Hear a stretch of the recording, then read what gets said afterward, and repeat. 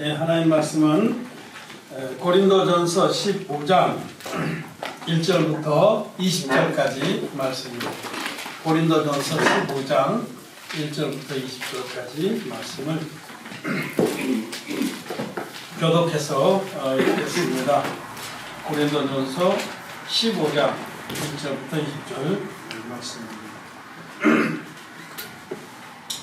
형제들아, 내가 너희에게 전한 복음을 너희로 알게 하노니 이는 너희가 받은 것이요 또 그 가운데 선 것이라. 너희가 만일 나의 전한 그 말을 굳게 지키고 내게 잊지 아니하였으면 이로 말미암아 구원을 얻으리라. 내가 받은 것을 먼저 너희에게 전하였노니 이는 성경대로 그리스도께서 우리 죄를 위하여 죽으시고 장사된 말되었다가 성경대로 사흘 만에 다시 살아나사 게바에게 보이시고 후에 12 제자에게와 그 후에 500여 형제에게 일시에 보이셨나니 그 중에 지금까지 8만이나 살아있고 어떤 잠들었으며 그 후에 야고보에게 보이셨으며 그 후에 모든 사도에게와 매일 한가지 만삭이 성도야 남자 같은 에게도 보이셨느니라. 나는 사도 중에 지극히 작은 자라. 내가 하나님의 교회를 핍박하였으므로 사도라 칭함을 받기에 감당치 못할 자로라. 그러나 나의 받은 것은 하나님의 은혜로 된 것이 내게 주신 그의 은혜가 헛되지 아니하여 내가 모든 사도보다 더 많이 수고하였으나 내가 아니요 오직 나와 함께 하신 하나님의 은혜로라. 그러므로 내나 저희나 이같이 전파하며 너희도 이같이 믿었느니라. 그리스도께서 죽은 자와 하면서 다시 살아나셨다 전파하였다들 너희 중에서 어떤 이들은 어찌하여 죽은 자와 하면서 부활하였다 하느냐. 만일 죽은 자의 부활이 없으면 그리스도도 다시 살지 못하셨으리라. 그리스도께서 만일 다시 살지 못하셨으면 우리의 전파하는 것도 헛것이요 또 너희 믿음도 헛것이며 또 우리가 하나님의 거짓 증인으로 발견되리니 우리가 하나님이 그리스도를 다시 살리셨다고 증거하였습니다. 만일 죽은 자가 다시 사는 것이 없으면 하나님이 그리스도를 다시 살리시지 아니하셨으리라. 만일 죽은 자가 다시 사는 것이 없으면 그리스도도 다시 사신 것이 없었으리요. 그리스도께서 다시 사신 것이 없으면 너희의 믿음도 헛되고 너희가 여전히 죄 가운데 있을 것이요. 또한 그리스도 안에서 잠자는 자도 많았으니 만일 그리스도 안에서 우리의 바라는 것이 다만 이생뿐이면 모든 사람 가운데 우리가 더욱 불쌍한 자리라. 그러나 이제 그리스도께서 죽은 자 가운데서 다시 살아 잠자는 자들의 선열매가 되셨도다. 아멘. 할렐루야. 부활을 축하를 드립니다. 그리고 부활절 예배를 여러분과 함께 드리게 돼서 참 감사합니다. 우리 처음 예배 시작할 때에 무덤에 머물러 예수 내고 우리 주님은 우리의 모든 죄를 세례로 담당하시고 십자가로 가셔서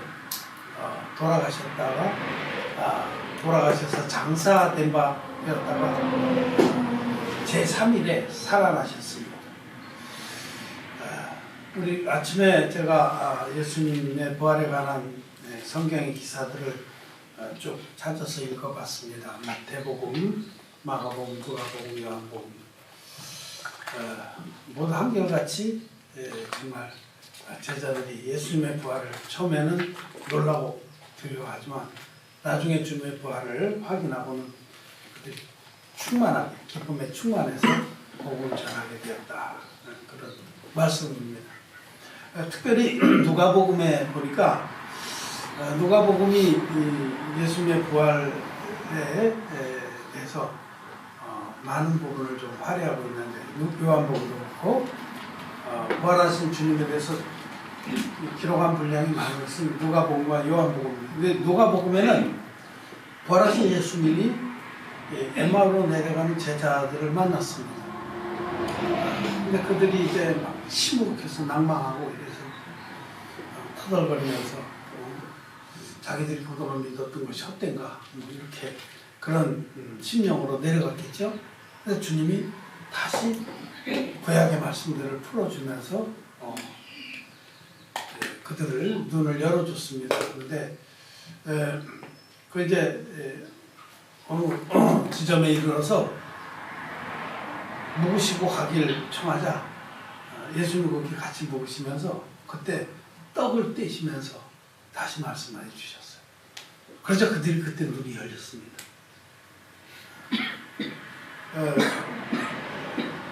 오늘 우리가 부활절을 맞아서 이제 성찬 예배를 드리려고 하는데 성찬식도 복음의 그 함축입니다. 성찬 시간에 복음이 함축되어 있습니다. 그래서 이런 부분에 오늘 우리가 같이 나누고자 합니다. 예수님은 부활하셨습니다. 부활이라는 말은 다시 붙자, 살 발자, 그래서 다시 사셨다. 이 문자 그대로 돌아가셨다, 다시 사신 겁니다. 이 세상 사람들은 부활이라는 것을 믿지 않습니다. 우리는 다 믿지만 이 세상에 속한 사람은 죽으면 끝이지 무슨 다시 사는 일이 있겠냐 이렇게 생각합니다. 심지어는 하나님을 믿는 사람들조차도 부활이 없다 하는 무리들이 있었습니다. 예수님 당시에도 사두개인들은 부활이 없다. 부활을 믿지 않았습니다. 부활을 믿지 않으면 결과적으로 어떻게 되냐면 이 땅에서 잘 먹고 잘 사는 것이 최고의 소망이죠. 그래서 사두개인들은 사후의 세계를 믿지 않았기 때문에 심판도 두려워하지 않고 그냥 이 땅에서 세속적인 가치를 쫓아서 무슨 짓이든지 할 수 있는 거예요. 사실은 오늘날 기독교를 보면은 이 사두개인들의 무리라고 할 수가 있어요. 자칭 하나님 종이라고 하는 자들이 이 땅에서 무슨 짓이든지 합니다.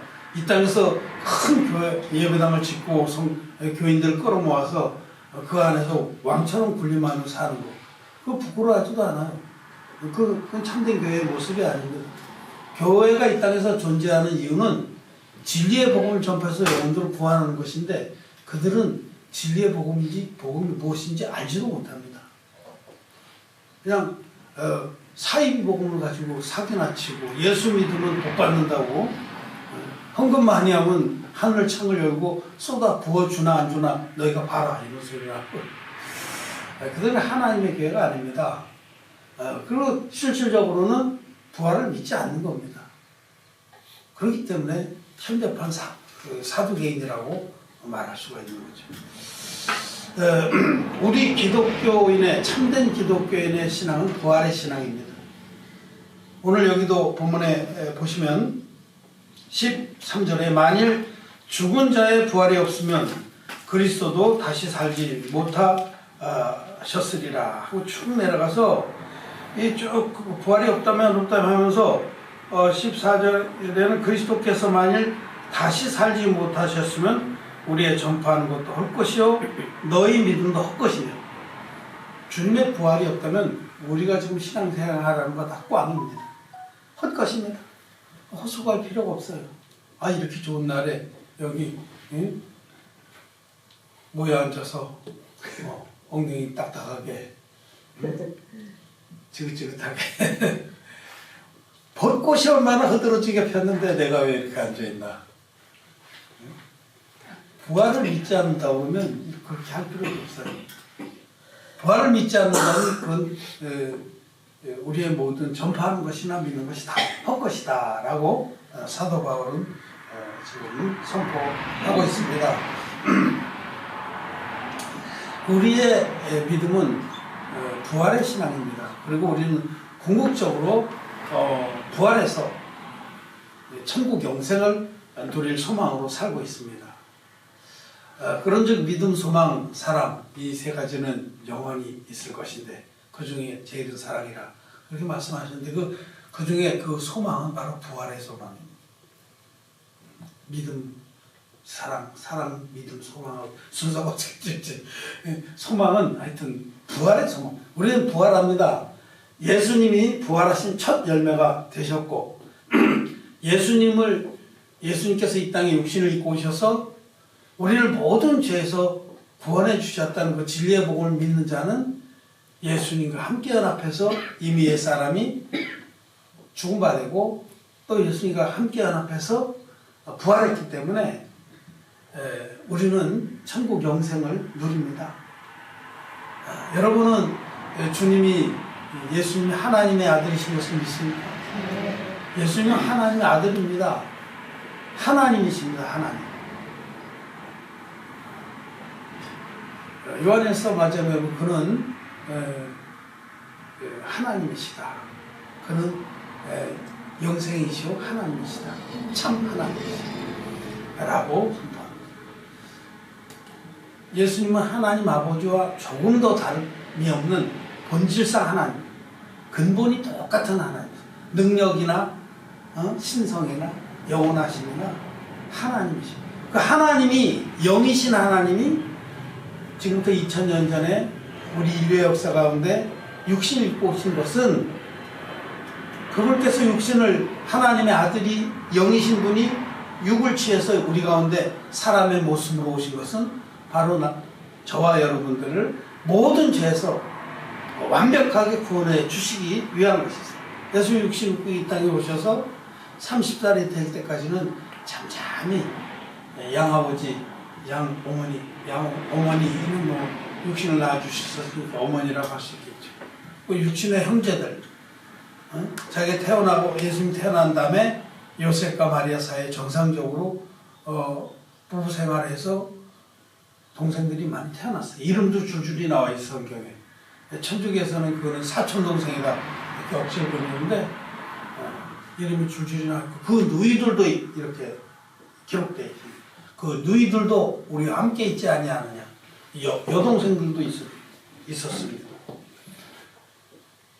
그 예수님이 30년 동안은 갈릴리 나사렛 마을에서 잠잠히 이렇게 때를 기다리고 하나님이 아버지께서 정하신 때를 기다리고 가족을 돌보면서 이렇게 사셨어요. 그걸 예수님의 사생활이라고 해요.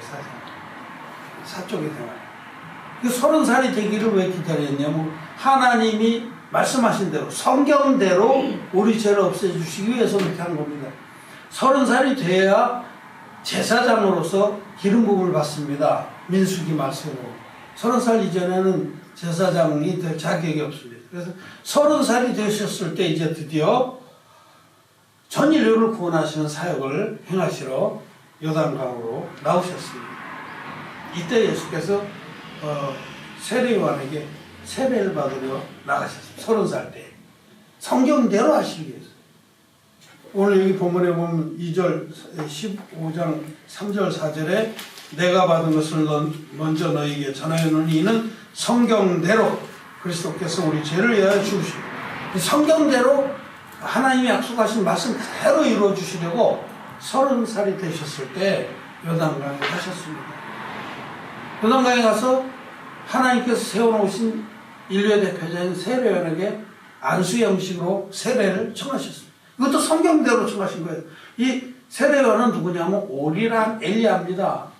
그걸 말라기서에 약속한 그 종입니다.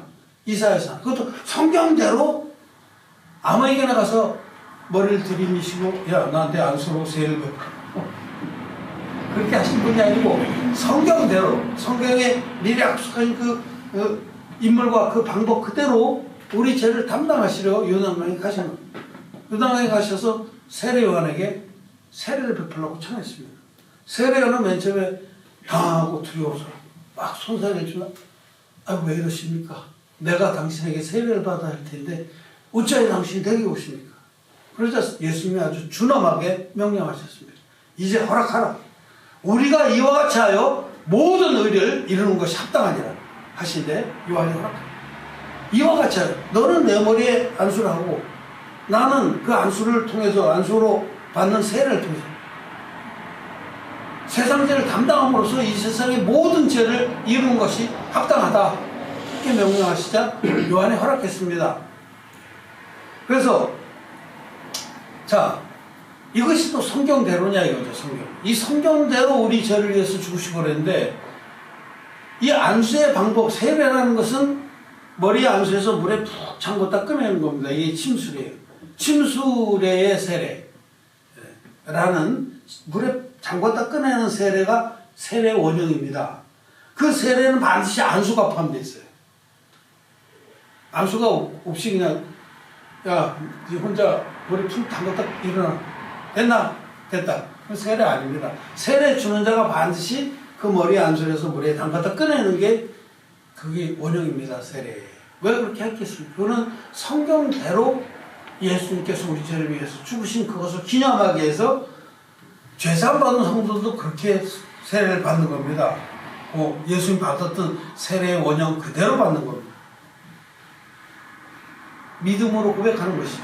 예수님이 지금 내가 받는 이 세례처럼 세례 요한이 당신의 머리에 손 얹어서 물에 푹 잠궜다 꺼낼 그때에 안수를 통해서 이와 같이 하여 세상 죄를 다 담당하시고 이 세상에는 모든 의가 이루어지게 하셨다.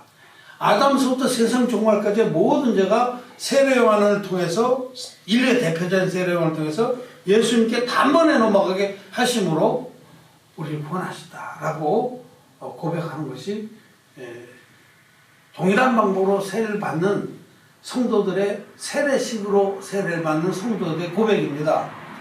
예수님께서는 이와 같이 하여 우리 죄를 담당하셨다. 성경대로. 여러분 이거 성경대로라는 것을 한번 확인해 보기 위해서 레위기 4장 27절 말씀 부터 31절 말씀을 보겠습니다. 레위기 4장 27절부터 31절 교독하겠습니다. 레위기 4장 27절부터 31절. 만일 평민의 하나가 여호와의 금령 중 하나라도 부지 중에 범하여 허물이 있었다가 그 범한 죄의 빚을 갚거든 그는 범없는 암염소를 끌고 와서 그 범한 죄를 인하여 그것을 예물로 삼아 그 속죄제 희생의 머리에 안수하고 그 희생을 번제소에서 잡을 것이요 제사장은 손가락으로 그 피를 집어 번제단 불에 가르고 그 피 전부를 단 밑에 쏟고 그 모든 기름을 화목제 희생의 기름을 취한 것 같이 취하여 단위에 불살라 여호와께 향기롭게 할지니 제사장이 그를 위하여 속죄한 즉 그가 사함을 얻으리라. 죄사함을 받는 성경대로의 방법이 여기 기록되어 있습니다. 하나님의 성경에는 어떻게 제사함 받냐? 사람이 금령을 하나님의 율법을 어겨서 죄가 있다가 내가 죄를 졌고 나는 걸 깨닫거든. 마음에 죄가 기록됐거든. 그리고 그것을 깨달았거든. 첫째 흠없는 암염소를 끌고 와라. 흠없는 암염소. 이 평민은 암염소고 제사장은 어떤 것이고 이 거룩한 짐승 중에 쪽발이 갈라지고 대식임제라는 짐승 중에 소나 염소나 양 중에서 성경대로 정해진 흠없는 제물을 첫째 끌고 와야 됩니다. 첫째 제물이 있어야 되는데 그 제물의 조건은 흠이 없어야 됩니다. 완벽하게 깨끗해야 됩니다. 그리고 둘째로 그 제물의 머리에 안수를 해야 됩니다. 이 안수라는 것은 죄가 넘어간다 이런 뜻입니다. 안수를 통해서 사람 편에 있는 죄를 제물에게 덮어 씌우는 겁니다. 그리고 제물을 세 번째로 대신 죽여서 제물이 죗값을 치르게 하는 겁니다. 이것이 하나님의 사랑의 구원의 방법입니다. 하나님 우리를 구원하시되 정말 우리를 살리시기 위해서 우리에게 우리의 죄대로 처치하지 아니하시고 우리의 허물대로 심판치 아니하시고 우리의 죄를 희생제물에게 넘겨서 희생제물이 대신 죗값을 치르게 하는 이 대속의 구원이라고 합니다. 대신 죗값을 치르고 구원을 받게 하는 이것이 바로 성경대로의 하나님의 구원의 방법입니다. 평민의 하나는 이렇게 날마다 제사 드려서 죄사함 받았지만 그래도 미처 제사를 못 드린 죄들이 쌓여갔습니다. 그래서 이스라엘 백성들이 그 죄들이 잔뜩 쌓여서 1년쯤 되면은 엄청 쌓였죠. 그러면 외상을 먹는 사람이 갚지 않고 어떤 때는 현찰이 좀 있으면 주기도 하고 어떤 때는 이렇게 외상을 먹으면요 옛날에 술꾼들은 손가락을 입에다 넣어갖고 한 다음에 이렇게 하고 나가요. 주인한테 그렇게 합니다. 이거 무슨 뜻이냐면 적어놔라 이거죠. 여기 있어요. 여러분들 한번 써보세요. 기둥뱅이를 맞죠. 요즘에는 외상이 없는 시대예요. 옛날에는 참 외상이 막 요즘에 특히 옛날엔 철물점 같은 데도 김씨 내가 이거 내줄게 그러고 가져가는데 이제는 뭐 얄짤없습니다. 예. 그래서 옛날엔 철물점이 그런 데는 뭐 왜 망하냐면 외상이 많아서 망하는 거예요. 자기는 현찰 두고 갖고 오는데 다 외상 가지고 가니까 따져보면 남는 게 없어요. 근데 요즘에는 철물점은 괜찮습니다. 왜 철물점이 괜찮냐면 우리 재고가 썩질 않아. 채소 가게나 생선 가게는 재고가 썩잖아요. 과일 가게도. 어떤 패션 같은 데도 이거 패션이 지나가면 재고는 썩는 거예요. 썩는 거 막. 근데 철물점은 패션도 않다. 못이 패션도 합니까? 망치가 패션도 합니까? 그래서 참 철물점이 괜찮아요. 네. 그냥 밥 먹고 살기 괜찮다는 거지. 아무튼 이렇게 그 뜻이 이 죄를 짓고 나서 미처 제사를 못 드린 것이 외상죄들이 가슴에 쌓여갑니다.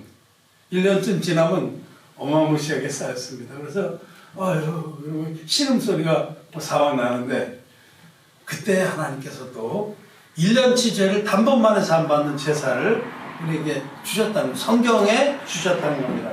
레위기 16장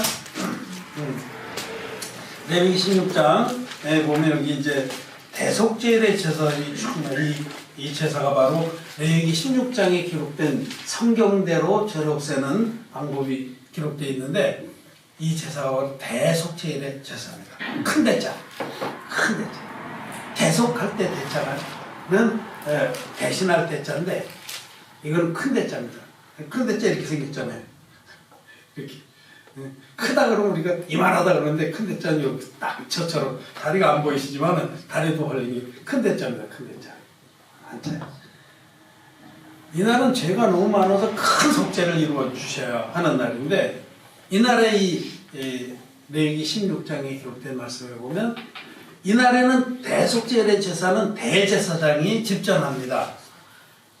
보통 날에는 일반 제사장들이 합니다. 근데 이날은 일반 제사장들은 성막에서 다 쫓아내고 대제사장 혼자서 대표로 제사를 드립니다. 그 당시에 처음 대제사장으로 임명된 분이 누구냐면 모세의 형님 아론입니다. 아론이 그날 제사를 드리는데 아론도 사람인지라 자기도 죄를 짓죠. 그래서 백성들의 죄를 1년치 죄를 없애주는 제사를 집전하려면 자기가 먼저 제사를 받아야 했습니다. 그래서 그 앞에 부분엔 자기와 자기 원속을 위해서 수송아지로 제사를 드리는 부분이 기록됩니다. 이도 마찬가지로 흠없는 수송아지가 있어야 되고 아론과 그 식구들이 그 수송아지 머리에 안수해야 되고 세 번째로 그 수송아지를 잡아서 그 피를 들고서 지성소까지 들어갑니다. 성소에 들어가서 거기도 막 피칠을 하고 그 다음에 지성소에 들어가서 번제소 속죄소 언약궤 위에 덮은 뚜껑을 속죄소라고 합니다. 언약궤를 덮고 있는 금뚜껑 금 한 달란트를 쳐서 만든 뚜껑인데 거긴 그룹 천사가 양쪽에 쫙 이렇게 쫙 저쪽에도 한 명이 하나 이쪽에도 하나 그 뚜껑에 조각이 되어 있습니다. 쳐서 만든 금을 쳐서 얼마나 기술이 좋은 그래 금덩어리를 쳐서 뭐 용접도 안 하고 쳐서 만들었겠어요. 올리바 부사레이라는 그런 정말 하나님이 은사가 있는 자리 이렇게 만들었죠. 그 속죄소는 거기가 죄를 사하여 주시는 곳인데 그 위와 그 동편에 피 대접을 들고 들어가서 손을 담궈서 피가 흙거 묻겠죠. 그 위에 뿌렸습니다. 그 피는 뭐냐면 생명을 의미합니다. 생명은 피에 있나니 피가 죄를 속하느냐. 우리의 죄값은 반드시 생명으로만 대속이 갚아질 수가 있는데 하나님이 우리의 생명을 요구하시지 않고 우리의 생명을 심판해서 지옥에 가는 대신에 대속 제물의 피를 받으시고 그의 생명을 대가로 지불받으시고 우리의 죄를 사해 주신 것입니다. 그래서 언제든지 성경대로 죄를 사해 주는 방법은 흠없는 제물과 안수와 피 흘립니다 라는 거죠. 이 대제사장이 그렇게 제사를 드린 후에 이제는 성막 밖으로 나옵니다. 또 한 마리 또 수염소 2마리 중에 한 마리를 끌고 성막에서 또 제사를 지내요. 백성 전체를 위해서. 그는 성막 안에서의 제사는 하나님 보좌 앞에 기록되어 있는 생명책의 죄를 속하는 제사인데 뭐 그런 것도 있습니다. 여러분 뭐 복음 많이 들으셨으니까 자세히 알고 계시겠지만 아론이 대제사장이 성막 안에서 자기와 자기 권속을 위해서 수송아지로 제사를 드린다면 두 번째로는 수염소 2마리, 흠없는 수염소 2마리를 미리 잘 뽑아놨다가 그 둘 중에 하나를 제비 뽑습니다. 제비 뽑아서 당첨된 놈을 먼저 끌고 성막 안에서 수송아지에게 한 그 방식 그대로 흠없는 그 수염소의 머리에 안술해서 죄를 넘기고 또 그놈을 잡아서 수송아지의 피를 들고 들어가서 성소 안에서 드렸던 제사처럼 그렇게 제사를 드립니다. 그러고 나와서 그 피에 남은 것을 가지고 번제단, 성막 그 마당에 있는 번제단 고기를 태워서 드리는 그 제단의 뿔에 이렇게 발랐습니다. 그 성막 안에서 드린 제사는 아주 세미하게 우리의 죄가 어떻게 속해지는지를 계시한 것인데 번제단 뿔에 바르고 또 남은 피는 번제단 뿔에 확 뿌렸습니다. 번제단 밑에 땅에. 이 죄는 우리가 죄를 지으면 두 군데 기록이 됩니다. 하나는 하나님 보좌 앞에 있는 심판책에 기록입니다. 우리가 죄를 지으면. 또 하나는 우리 마음판에 기록이 됩니다. 두 군데 기록이 돼서 부인할 수가 없습니다. 부인할 수. 확실한 증거예요. 내가 부인을 해도 번제단, 주님 하나님 보좌 앞에 있는 심판책에 기록이 돼 있었어요. 이번에도 어떤 전 의원에 있던 사람이 미투 운동 때문에 연루가 돼서 막 구설수에 오르는데 자기 절대로 그런 일 없다. 몇 년 전 일인데 기억이 없다고 잡아떼다가 그 사람이 그 호텔에 갔던 영수증이 나왔어요. 그래서 그분이 그 증거 앞에는 뭐 어떻게 할 수가 없잖아요. 자기 아무리 잡아떼도 영수증이 나왔는데 그 호텔에서 결제한 영수증이 나왔는데 그래갖고 뭐 시인하고 사퇴하고 그렇게 했죠. 하나님 보좌 앞에 있는 심판책에 인류 전체가 짓는 모든 죄가 다 기록이 되어 있습니다. 그래서 나중에 심판받으러 하나님 앞에 가면 자기가 잘잘잘잘 짓고 한다라고 계시록에 기록되어 있습니다. 이 안에서 자기가 어떻게 입을 주체할 수가 없고 전자동으로 기록된 것이 잘잘잘 나오면 거기 하나님 보좌 앞에 있는 심판책, 자기 마음판에 기록된 죄하고 심판책에 기록된 죄하고 딱 일치가 돼 증거가 확실해서 아무 소리도 못하고 유구먼으로 지옥에 떨어지는 것입니다. 그런데 성막 안에서 수염소 1마리로 드린 제사는 바로 하나님 앞에서 그 차원에서 죄를 사함받는 제사입니다. 근데 이제 2마리 수염소 중에서 1마리는 대제사장이 이제 성막 안에서의 제사를 다 끝내고 나서 그 1마리 끌고 성막 밖으로 나옵니다. 성막 밖으로 끌고 나온 그 염소가 흠이 있습니까? 없습니까? 흠이 없습니다. 제일 첫 번째로는 흠 없는 제물이어야 됩니다.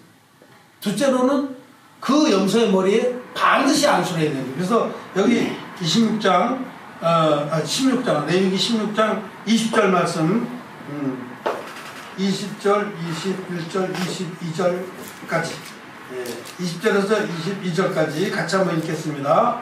시작. 그 지성소와 회막과 단을 위하여 속죄하기를 마친 후에 산 염소를 드리되 아론은 두 손으로 산 염소의 머리에 안수하여 이스라엘 자손의 모든 불의와 범한 모든 죄를 고하고 그 죄를 염소의 머리에 부어 이리 정한 사람에게 맡겨 광야로 들을 치니 염소가 그들의 모든 불의를 지고 무인징에 이르거든 그 염소를 광야에 놓을지니라. 이 두 번째 염소를 가지고 드린 제사. 이 두 번째 염소를 끌고 백성들이 보는 앞으로 나옵니다. 대제사장이 나와서 흠은 염소 위에 머리에 안수를 합니다. 그리고 지난 1년 동안 이 백성 전체가 지은 모든 죄와 허물을 이 안수를 통해서 안수를 한 상태로 고합니다. 그러면 그 모든 죄와 허물이 염소의 머리에 두었다. 응? 염소의 머리에 두었다. 모든 불의와 근범한 모든 죄를 고하고 그 죄를 염소의 머리에 두어. 아니 믿지 않으려고 작정을 한 자들은 어디 안수라면 죄가 넘어갔다고 그런 말씀이 어딨냐고 빡빡 우기고 끝까지 안 믿으려고 작정을 해요. 여기 이렇게 머리에 두었다는 건 넘어갔다는 말입니까? 아닙니까? 넘어갔다는 말씀이에요. 안수를 통해서 죄가 넘어가는 겁니다. 분명하게. 그래서 이제는 이 한 마리의 수염소가 이스라엘 백성이 지난 1년 동안 지은 모든 죄 업무를 담당하고 미리 정한 사람에 끌려서 멀리 사막 가운데 끌려가서 그 사막 한복판에 풀 한 폭이 없는 곳에 막 낮에는 50도, 섭씨 50도, 밤에는 영하몇 도 이렇게 그런 데다가 버리고 옵니다. 염소가 따라오면 막 돌 던져가지고 못 들어오게 그랬겠죠. 그러고는 돌아옵니다. 그럼 이스라엘 백성들이 그 사람이 돌아온 걸 보고 막 박수를 치겠죠. 우리의 모든 죄를 지난 1년 동안의 죄를 짊어지고 염소가 가서 대신 죽었다. 시편 103편에 하나님께서 우리의 체질을 아시고 우리가 진토임을 기억하시고 우리의 죄악을 우리에게서 멀리 옮기셨다. 동이 서에서 먼 것 같이 우리의 죄악을 멀리 옮기신 방법으로 우리를 죄에서 구원하셨다. 그렇게 노래를 합니다. 여러분, 그렇게 하나님은 성경대로 구원의 법을 말씀해 놓으셨다는 거죠. 그러면 여기 우리가 지금 본대로, 성경의 본대로 고린도전서 15장 3절에 내가 받은 것을 먼저 너에게 전하였노니 이는 성경대로 그리스도께서 우리 죄를 위하여 죽으시고, 성경대로. 성경의 죄를 위해서 대속의 죽음을 죽는 그 길은 첫째 흠없는 제물이어야 되고, 둘째로 안수를 받아서 죄를 담당해야 되고, 그리고 대신해서 피 흘려 죽어야 됩니다.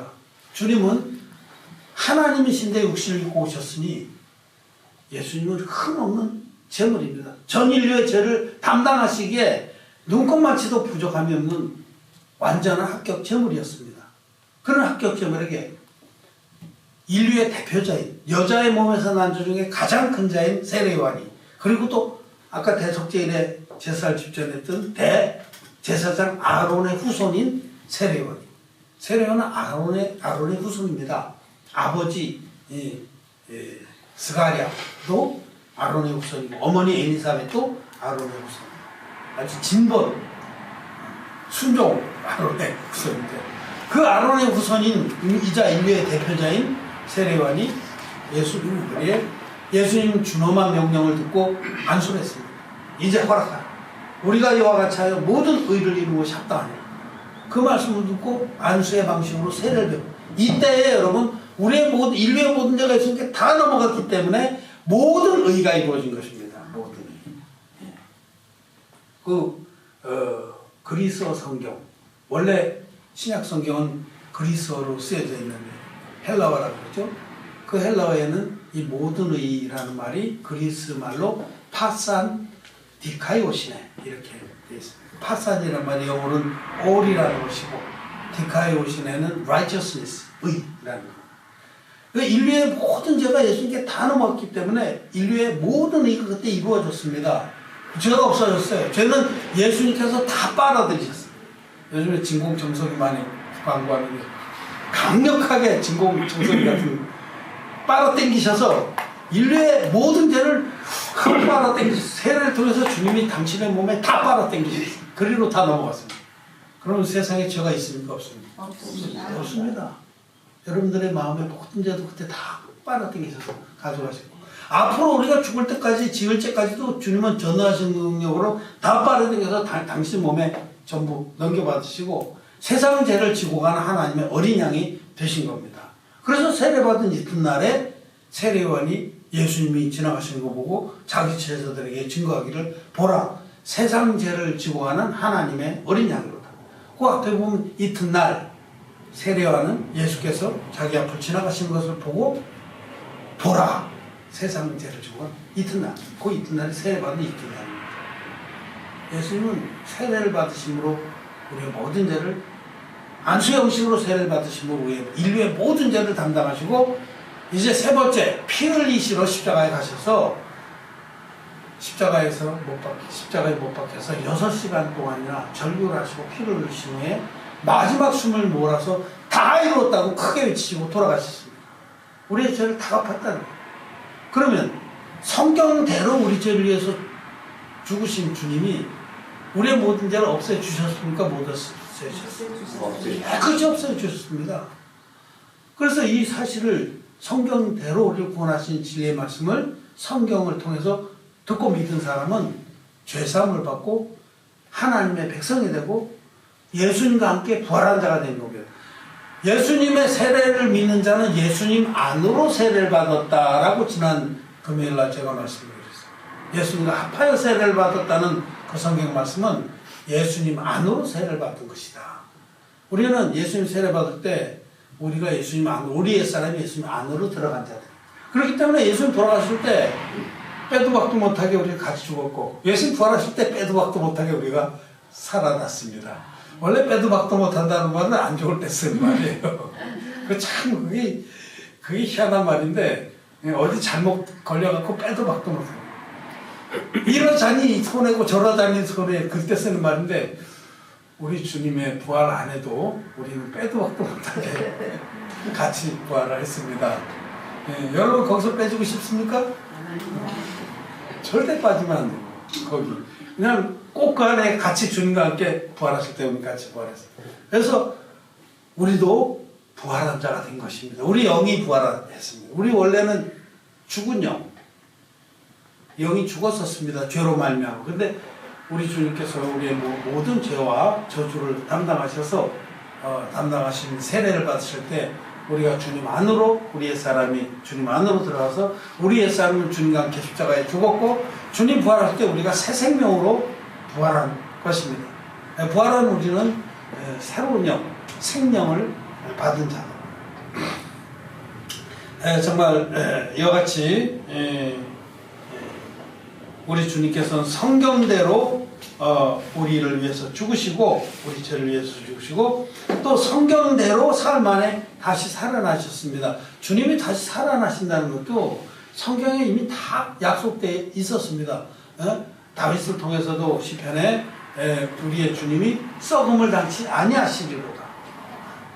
주께서 다시 부활하신다는 것을 성경은 기록하고 있었는데, 우리 주님은 성경대로 우리 죄를 위해서 돌아가셨다가 성경대로 다시 살아나셨고, 이 성경대로의 복음을 믿는 우리들도 주님과 함께 다시 살아났습니다. 우리 영은 이미 살아났고, 이제 여기 고린도전서 15장에 쭉 보면 육신의 부활에 대해서 이제 후반부에 우리가 읽지 않은 부분에 말씀을, 우리 영은 이미 부활했습니다. 근데 우리 썩을 몸, 이 육의 몸이 어떻게 부활하느냐? 마지막 나팔 소리가 날 때, 우리가 이제 얼마 멀지 않아서 몇 주, 한 주, 세 번째 주에 계시록 성경 사경회를 하고자 하는데, 이제 그때 그러면 하나님의 그 주님의 재림과 추구와 성도들의 육신의 부활이 언제 있느냐, 이런 것들도 다루고자 합니다. 우리들의 몸, 이 육의 몸이 언제 부활하냐? 우리 육의 몸도 부활합니다. 여기 뒤에 보면은 쭉 이제 육신의 몸이 있은 즉 영의 몸도 있으리라는데, 신령한 몸으로 부활합니다. 그거는 주님이 재림하실 때 우리에게 가져오시는 선물이고 축복입니다. 그러나 우리 영은 이미 부활했습니다. 우리 영은 다시는 죽지 않습니다. 다시는 심판받지 않습니다. 그래서 정말 감사하고, 하나님이 우리를 이와 같이 부활의 은총을 입은 자로 삼아주신 것을 감사를 드립니다. 오늘 우리가 읽은 복음은 사도 바울은 언제든지 이 성경대로의 복음을 전했다. 성경대로의 복음. 예수 그리스도께서 성경대로 우리 죄를 위해 죽으시고 성경대로 다시 살아나셨다는 이 복음을 전파했습니다. 그래서 그렇게 전파했더니 고린도 성도들도 믿었고, 또 그들도 그 가운데 섰었다. 그렇게 말씀을 합니다. 그리고 부활하신 주님은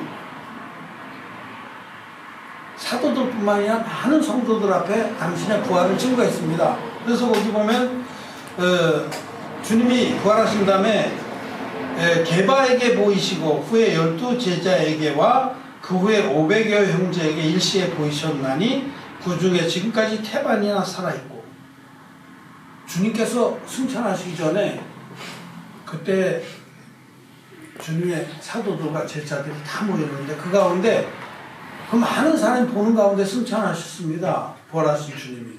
그런데 구름을 타고 올라가셨어요. 그리고 약속하시기를, 천사를 통해서 약속하시기를, 갈릴리 사람들아 왜 이렇게 입 딱 벌리고 멍청하게 하늘만 쳐다보고 있느냐.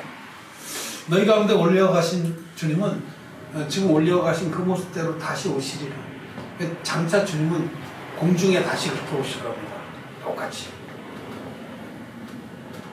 그때에 500여 문도가 같이, 500여 제자들이 같이 입 딱 벌리고 막 기가 막히고 눈이 동그랗고 그래서 하늘만 쳐다보고 있었는데 주님의 부활을 목격했던 그 500여 명 중에 거반 다 그때 살아있었어요.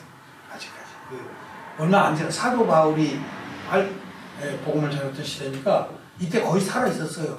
그러니 목격자가 이렇게 많은데 사도 바울이 거짓말하겠어요? 부활했다고 거짓말, 부활하시지 않은 본 사람이 너무너무 많은 거예요. 목격자가. 이 목격자가 굉장히 중요한 거죠. 목격자라는 말이 증인이라는 말입니다. 똑같은 단어예요. 목격자가 증언을 하죠. 내가 봤어. 하얀 차가 와서 받았는데 그 사람이 받고 나서 잠깐 섰다 그냥 도망갔어. 그리고 목격자는 증언을 하잖아요. 예수님을, 부활하신 예수님을 본 제자들이 500여 명이나 되는데 그 중에 거반 다 살아있었어요. 부활은 그들이 증거했습니다. 사도들이 실제로 부활하신 주님을 만났고 여기 보면 야고보도 얘기를 했죠. 이 야고보는 12사도 중에 요한의 형 야고보가 아닙니다. 요한의 형 야고보는 일찍 순교당했고 이는 예수님의 그 동생 야고보입니다. 육신의 동생 야고보. 이 야고보 사도라고 할 수 있죠. 12사도에는 안 들어가지만 사도에 당시에 초대교회에서 제일 수장의 자리에 있었습니다. 그 야고보 동생도 예수의 부활을 목격하고 부활하신 예수님이 자기 동생도 만나주셔서 그가 그렇게 귀한 종이 됐습니다. 야고보서를 기록한 종입니다.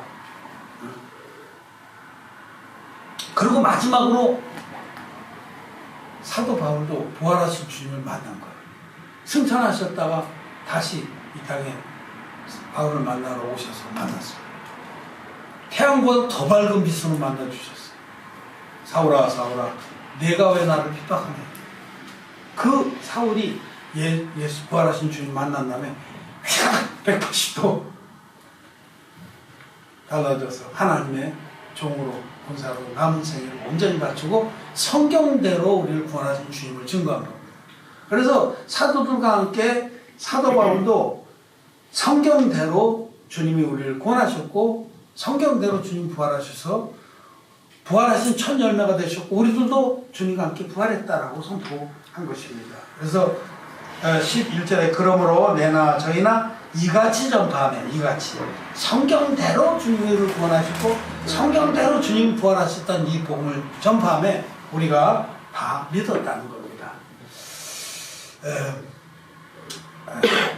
우리는 부활의 우리도 부활의 목격자고 부활을 믿는 자고 또 부활의 증인들입니다. 우리들은 주님의 진리의 말씀으로 구원을 받았기 때문에 더 이상 이 세상의 것에 묶이지 않고 집착하지 않고 천국의 소망을 둔 자들입니다. 그렇기 때문에 만일 우리가 다만 우리의 바라는 것이 다만 이 세상뿐이면 모든 사람 가운데 우리가 더욱 불쌍한 자기라. 부활이 없다라고 생각하고 이 세상의 것만 바란다고 하면은 우리는 불쌍한 자들이고 우리의 믿음은 헛것입니다. 부활을 믿는 믿음, 또 우리도 이미 영혼 부활했고 우리의 몸도 주님 오실 때 다시 신령한 몸으로 부활돼서 주님과 함께 천국 혼인잔치를 누리고 또 이 땅에 임해서 천년 동안 왕노릇하고 주님과 함께 다스리고 마지막에는 최후의 심판을 같이 주님과 함께 목격하고 영원한 천국으로 위로부터 내려오는 새 예루살렘으로 우리가 들어갈 것이다 라는 이 모든 성경에 기록된 말씀들을 약속들을 우리는 믿습니다. 만약 그것을 믿지 않는다면, 주님의 부활을 믿지 않는다면 우리의 믿음은 헛것입니다. 여러분 예수님 부활하신 것을 믿습니까? 네.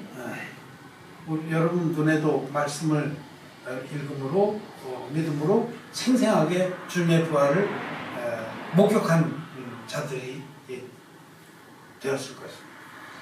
우리는 주님의 부활을 제자들과 사도들과 함께 목격한 자들입니다. 말씀을 통해서. 그래서 우리는 담대하게 증거할 수 있고 그런 믿음으로 우리가 소망 중에 살 수 있고 이 땅의 것에 그렇게 휘둘리고 막 슬퍼하고 그러지 않습니다.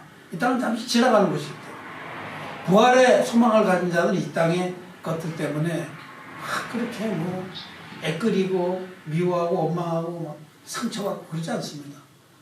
그리고 뭐 그래? 너는 그래라. 나는 하늘의 소망을 두고 산다. 그런 것이죠. 오늘 부활주일에 우리는 주님의 부활을 믿습니다. 믿음은 바라는 것들의 실상이고 보지 못하는 것의 증거입니다. 말씀을 마쳤습니다.